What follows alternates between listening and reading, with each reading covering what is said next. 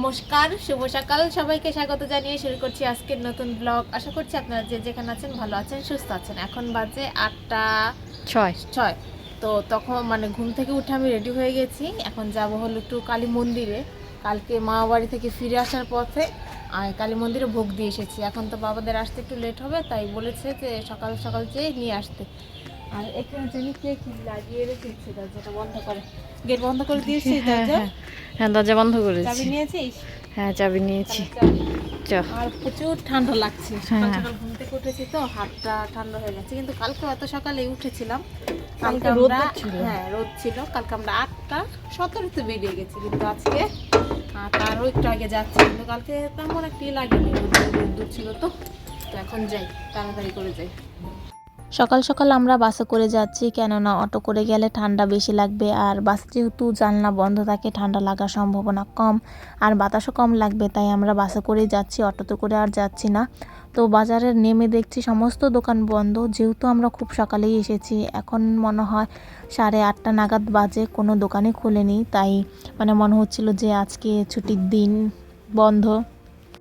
আমরা কালীবাড়ি মন্দিরে চলে এসেছি, আর এসে দেখি মন্দিরটা ফাঁকা। একটা গেট খুলেনি, যে বড় গেটটা আছে সেটা খুলেছে, সাইডের যে ছোট গেটটা আছে সেই গেটটা খুলেনি। আর কালীবাড়ির যে মন্দিরের যে দোকানগুলো আছে সেগুলো বন্ধ, এখনও খোলেনি। অনেক সকাল তো, তাই এখনও বেশি একটা খোলেনি। আর এখানে একটা ছাগল নিয়ে গেছে, কেমন হয় এটা বলি দেওয়া হবে। তো আমরা এখন যাব, যে প্রসাদটা নেব, তারপর বাড়ি ফিরে যাব। সবার প্রথমে দিদি মন্দিরে ঢুকেছে। দিদি মন্দিরে ঢুকে একটু ঘন্টাটা বাজিয়ে প্রণাম করে নিচ্ছে।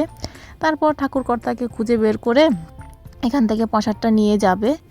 আমি আর মন্দিরে ঢুকিনি, কেননা আমার পায়ে একটু কাদা ভরে গেছে, তাই আমি বাহির থেকে ঘন্টাটা বাজিয়ে প্রণাম করে নিচ্ছি, যাতে মন্দিরে একটু আগে ধুয়েছে, পরিষ্কার করেছে, নোংরা হয়ে যাবে, তার জন্য আমি আর ভিতরে ঢুকিনি। বাহির থেকে এই পাশে যে রাধাকৃষ্ণর মন্দিরটা আছে সেখান থেকেই প্রণাম করে নিচ্ছি।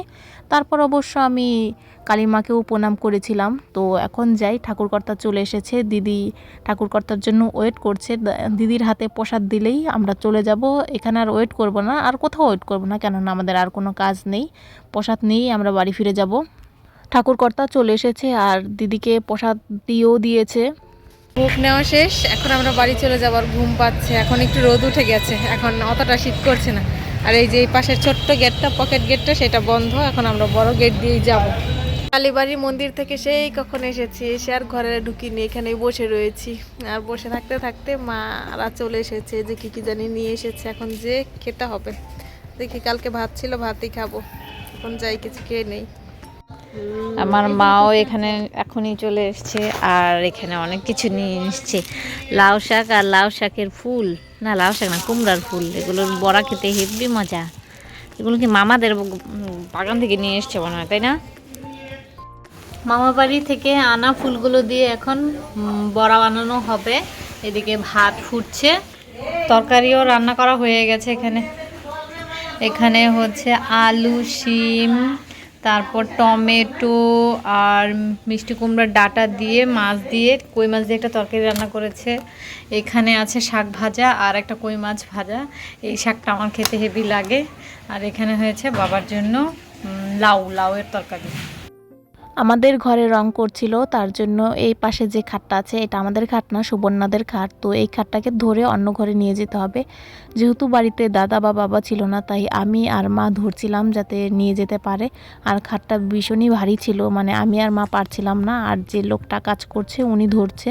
তো ফাইনালি আমরা খাটটাকে নিয়ে পেরেছি, আর নিয়ে সেখানে রেখে দিলাম। এখন উনি সারা ঘরের উপরটা ভালো করে রং করে দিবে, যাতে করে ময়লা টয়লা কম পড়ে। তার জন্য আর কি ঘরের উপরে রং করা হচ্ছে, আর সাইডে তো রং করা হয়ে গেছে সেই কবে।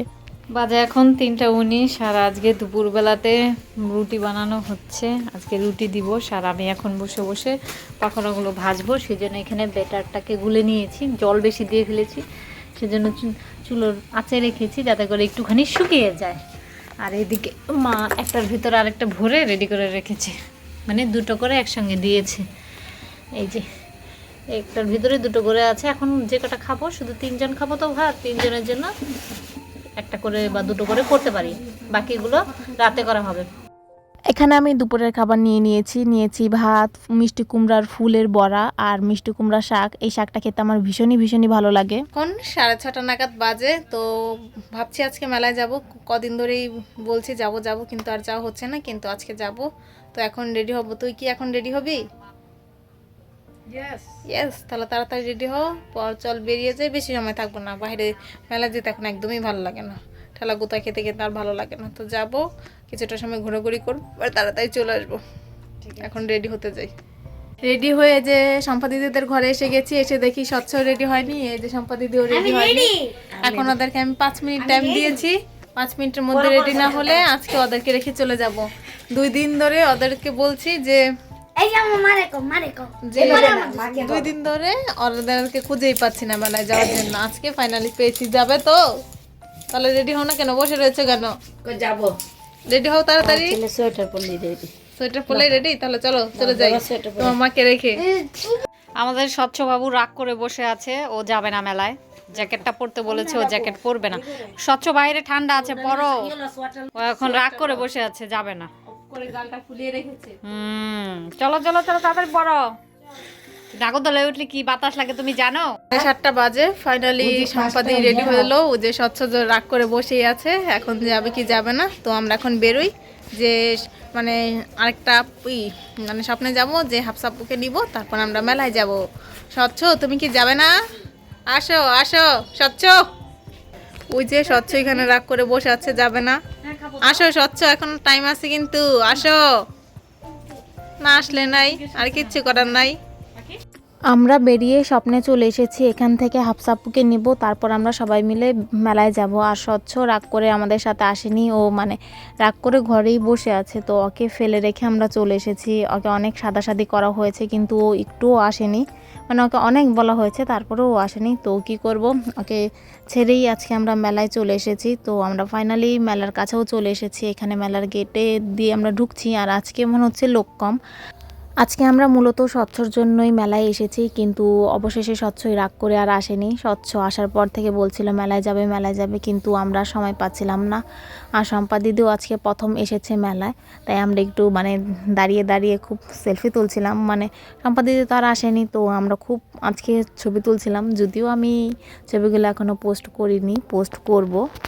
আর ঘুরে ঘুরে দেখছিল শম্পা দিদি কোথায় কি উঠেছে। আমরা তো সব কিছু দেখে নিয়েছি।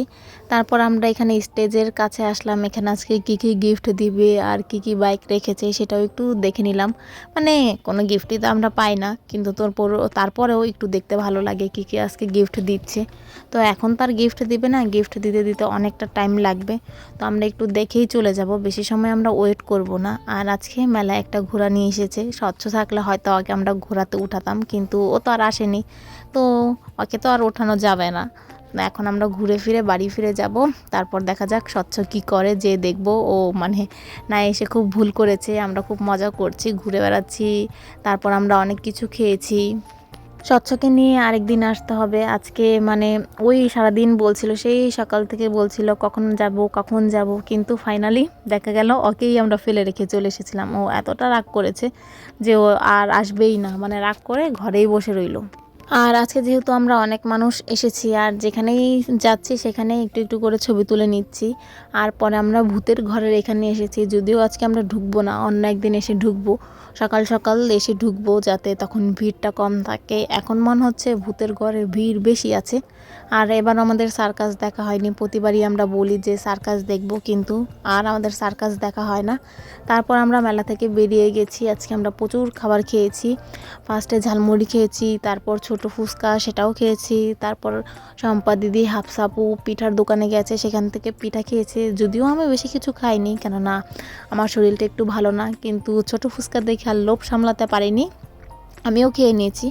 তারপর পিঠা খেতে বলেছিল, কিন্তু আমি আর পিঠা খাইনি, কেননা আমার পিঠা খেতে ইচ্ছে করছিল না। আর পিঠাগুলো আমার তেমন একটা ভালোও লাগে না বাইরের পিঠা খেতে। মা যে ঘরে বানায় সেগুলো অনেক টেস্ট হয়, আমি শুধু সেগুলোই খাই বেশি। বাহির থেকে খেলেও খুব কম খাই, অত বেশি খাই না। এখানে গরম গরম পিঠা চুলা থেকে তুলে তারপর দিচ্ছে, আর এখানে সবাই মিলে বসে বসে খাচ্ছে। শুধু আমি একা রয়েছি, আমি কিছু খাচ্ছি না। তারপর আমরা শিমুলতলি বাজারে চলে এসেছি, সেখান থেকে একটু জিলাপি নিয়েছি। শম্পা দিদি মেলা থেকেই জিলাপি কিনতে চেয়েছিল, কিন্তু সেখান থেকে আমরা বলেছি কিনতে হবে না, শিমুলতলি যেয়ে কিনবো। তারপর কাকি বলেছে কাকির জন্য কিছু ওষুধ নিয়ে যেতে। তারপর আমরা একটা ওষুধের দোকানে এসেছি, ওষুধের দোকান থেকে কিছু মানে কাকির জন্য ওষুধ কিনে বাড়ি ফিরে যাব। আর আজকের মতো আমাদের ঘোরাঘুরি এখানেই শেষ। স্বচ্ছ রাগ করে আমাদের সঙ্গে যায়নি, হা হা হা। স্বচ্ছ এমন রাগ করলো, ওকে আমরা কবার ডাকতে এলাম কিন্তু ও গেলই না। তো আমরাই চলে এসেছি। এই যে শম্পা আমাদেরকে ডেকে নিয়ে এসেছে, ও গুড়ের জিলাপি কিনেছে। কই গুড়ের জিলাপি খাওয়ার জন্য আমাদেরকে নিয়ে এসেছে। আর স্বচ্ছের জন্য কেকটা নেওয়া হয়েছে। স্বচ্ছ কেকটা নাও তো। এই যে স্বচ্ছর জন্য এই কেকটা নেওয়া হয়েছে। আয় রে এই অবস্থাকে, নাও নাও নাও নাও নাও স্বচ্ছ নাও। 3 রাক্ষস এসে এখানে খেতে বসে গিয়েছে। দেখুন, এই যে এক রাক্ষস, এই যে এক রাক্ষস, এই যে এক রাক্ষস। বলো আমি হিন্টে ডাল চাই নাই। এই যে তিনি হলো বেশি রাক্ষস, তিনি বেশি খায়, তিনি একটু বেশি খায়, তিনি আরো বেশি খায়। এখন বাজে 9:57, বাড়ি চলে এসেছি। এসে দিদি চেঞ্জও করে নিয়েছে। আমি বাবাকে একটু রুটি দিতে গিয়েছিলাম, তাই আমি চেঞ্জ করতে পারিনি। এখন আমিও চেঞ্জ করে নিব, আর কিছুক্ষণ পরে খাওয়া দাওয়া করে ঘুমিয়ে থাকবো।